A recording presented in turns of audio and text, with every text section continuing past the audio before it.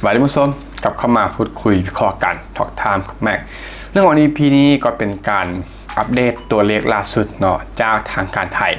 นั่นก็คือต่างชาติเข้ามาเที่ยวไทยซึ่งล่าสุดก็ทะลุแล้ว18ล้านคนสำหรับ7เดือนท่านผู้ชมนี่มันเป็นตัวเลขที่ Amazing เป็นตัวเลขที่มันบ่ธรรมดาที่จริงแต่ว่าสำหรับไทยเนาะประเทศที่ขึ้นชื่อว่าเป็นมหาอำนาจโลกในเรื่องของการท่องเที่ยวมันบอกก็เป็นเรื่องที่เบสิกพื้นฐานธรรมดาที่เขาคุ้นชินกันเนาะ17กว่าล้านคนหรือว่า18ล้านคนใน7เดือนแรกท่านผู้ชมเพราะว่าจากข้อมูลล่าสุดนี้นับถึงวันที่25หรือว่า25ของเดือน7เนาะก็ยังเหลืออาทิตย์หนึ่งของเดือน7ที่ยังบ่ทันสำรวจตัวเลขอยู่ที่ 17.94 ล้านคนคาดเพียงแต่ 60,000 คนมันบอกจะทะลุ18ล้านคนกับ1อาทิตย์ที่เหลือของเดือน7ฉะนั้นแน่นอนทะลุแน่นอนเนาะเพราะว่า1สัปดาห์1อาทิตย์ของไทยนี่นักท่องเที่ยวต่างชาติเข้ามา 4-5 แสนกว่าคนมันบอกฉะนั้นสรุปได้เลยว่า7เดือนแรกทะลุแล้ว18ล้านกว่าคนมุสลิมเป็นตัวเลขที่โหดหลายเนาะนี่เป็นข้อมูลที่เราจะไปพูดคุยแล้วก็วิเคราะห์กันเกี่ยวกับประเด็นต่างๆที่เราจะมาพูดคุยกันเรามาเริ่มที่ข้อแรกก็คือสรุปตัวเลขที่สำคัญนี่คือภาพรวมของสัปดาห์ล่าสุดที่ได้มีการสำรวจตั้งแต่วันที่19เดือน7ที่ผ่านมา5วันที่25เนาะก็เป็น7วันล่าสุดที่ได้สำรวจทำสมหรือว่าสัปดาห์ล่าสุดนั่นเองนักท่องเที่ยวต่างชาติเข้าไทยประมาณ 584,000 คนสัปดาห์เดียวท่านผู้ชมสัปดาห์เดียวนักท่องเที่ยวเข้าไทย 584,000 กว่าคนมันเป็นตัวเลขที่มหัศจรรย์หลายเนาะเปรียบใดกับโลกบางแขวงหนึ่งโลกบางนี้นักท่องเที่ยวต่างชาติเข้ามาปีหนึ่งนี่ 4-5 แสนคนแต่ว่าทางประเทศไทยเพียงแต่1สัปดาห์เนาะ 580,000 กว่าคนเป็นตัวเลขที่โหดหลายท่านผู้ชมลดลงเพียงแต่791คนหรือว่า 0.14% เมื่อเทียบกับสัปดาห์ก่อนหน้านี้ซึ่งเป็นตัวเลขที่แทบจะคงตัวเลยก็ว่าได้เนาะสำหรับการลดลงเพียงแต่791คนเฉลี่ยแล้วประมาณ 83,000 กว่าคนต่อวัน 83,485 คนต่อวันเป็นตัวเลขที่เขาทึ่งแล้วก็ทึ่งอีกเนาะกับตัวเลขแต่ละอย่างท่านผู้ชม 580,000 เกือบ 600,000 ต่อสัปดาห์ 80,000 กว่าคนต่อวันท่านผู้ชมเป็นตัวเลขที่5 ได้ยากเนาะสำหรับการท่องเที่ยวระดับนี้ยอดสะสมของปี2569ก็ดังที่เราบอกไปทะลุแล้วประมาณ 17,940,000 กว่าคนซึ่งทางเมื่อของเดือน7ก็ประมาณนั่นแหละทะลุ18ล้านคนอย่างแน่นอนสร้างรายได้แล้วกว่า 867,000 ล้านบาทเกือบ1ล้านล้านท่านผู้ชมเฉลี่ยรายได้กว่า 4.8 หมื่นล้านบาทต่อสัปดาห์หรือว่า 48,000 ล้านบาทต่อสัปดาห์ท่านผู้ชมนี่เป็นตัวเลขที่มหาศาลเนาะสำหรับเม็ดเงินหรือว่ารายได้จากการท่องเที่ยวที่ต่างชาตินั้นได้นำเข้ามาจับจ่ายใส่สร้อยสู่ประเทศไทยซึ่งเม็ดเงินเหล่านี้เนาะก็จะกระจายไปสู่ทั่วประเทศและในเรื่องของพ่อค้าสาวขายแม่ค้าต่างๆรวมถึงภาคบริการเป็นบ่ร้านอาหารโรงแรมต่างๆกับเม็ดเงินเฉลี่ยสัปดาห์ละ 48,000 ล้านบาทแล้วก็800,000 ล้านกว่าบาทใน7เดือนท่านผู้ชมข้อที่2ก็คือสิ่งที่น่าสนใจที่สุดของประเด็นนี้นักท่องเที่ยวลดลงแต่ว่าคุณภาพของตลาดนั้นดีขึ้นเนาะก็เป็นสิ่งที่ไทยต้องการในโซนล่างๆก็คือบ่เน้นจำนวนแต่ว่าเน้นในเรื่องของคุณภาพแม่นบ่การจัดจ่ายของนักท่องเที่ยวนั้นลดลงเพียงแต่ 0.14% และคิดว่าการท่องเที่ยวนั้นจะแผ่วหรือบ่เนาะซึ่งมันลดลงเพียงแต่เล็กน้อยท่านผู้ชมแต่ถ้าว่าดูเขาเบิ่งตามโครงสร้างการท่องเที่ยวก็พบว่าตลาดนั้นที่กำลังเติบโตก็คือตลาดระยะไกลหรือว่าลองเฮาเนาะนี่คือเป็นกลุ่มที่มีการใช้จ่ายสูงที่สุดแล้วก็ถือว่าเป็นสัญญาณเชิงบวกว่าการมองเพียงแต่จำนวนนั้นมันบ่ได้เนาะก็คือเบิ่งในเรื่องของการจับจ่ายเรื่องของพฤติกรรมการท่องเที่ยว นักท่องเที่ยวที่เข้ามาเที่ยวระยะไกลหรือว่าเอามาอยู่ไทยยาวๆก็คือมีการจับจ่ายได้แล้วก็จับจ่ายอย่างต่อเนื่องนี่คืออาจจะเป็นสิ่งที่สำคัญกว่าการเบิ่งตัวเลขนักท่องเที่ยวเนาะส่วนถ้าเบิ่งตัวเลขมันก็ลดลงเพียงแต่เล็กน้อยอยู่แล้วท่านผู้ชมแล้วต่อมาข้อที่3ก็คือตลาดยุโรปนำตลาดยุโรปเนาะกำลังมีบทบาทเพิ่มขึ้นหรือว่านักท่องเที่ยวจากยุโรปท่านผู้ชม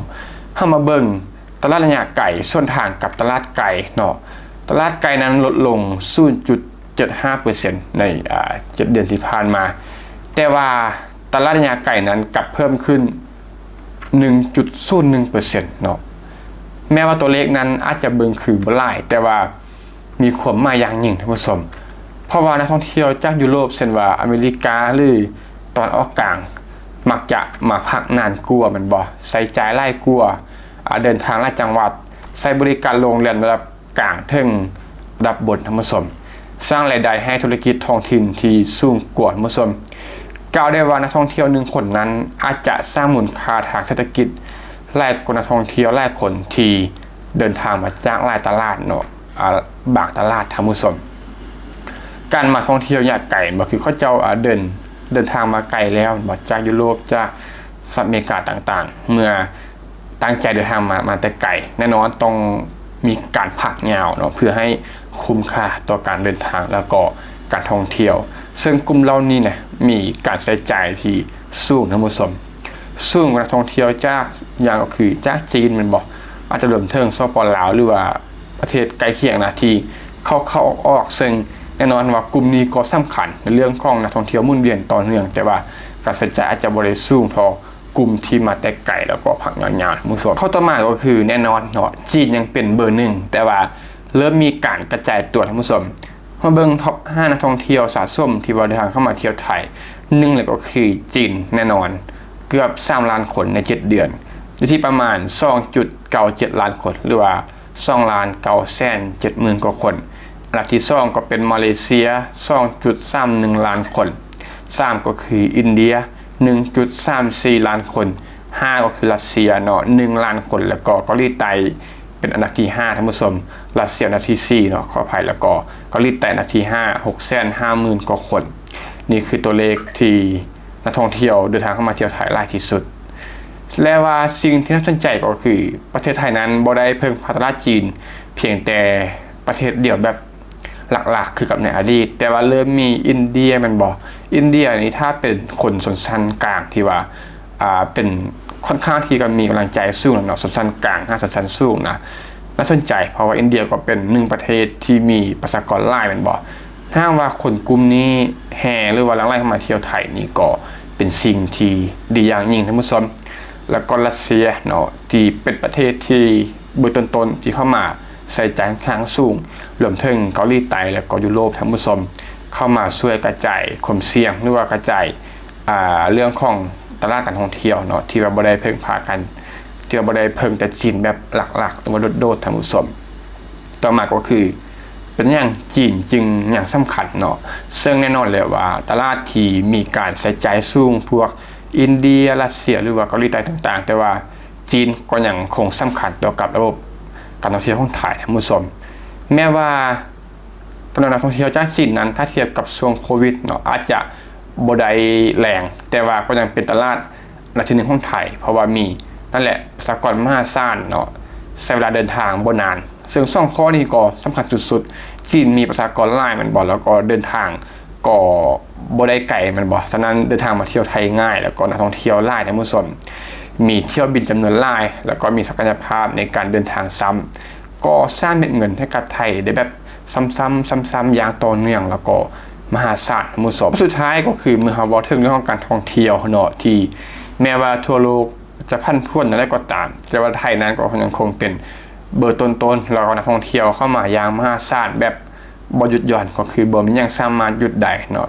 ซึ่งมันก็เว้าถึงเรื่องของความได้เปรียบของไทยที่ว่าได้เปรียบหลายๆอย่างแหละก็คือประเทศไทยนั้นมีจุดแข็งเช่นว่าสนามบินนั้นรองรับผู้โดยสารในจำนวนหลายแม่นบ่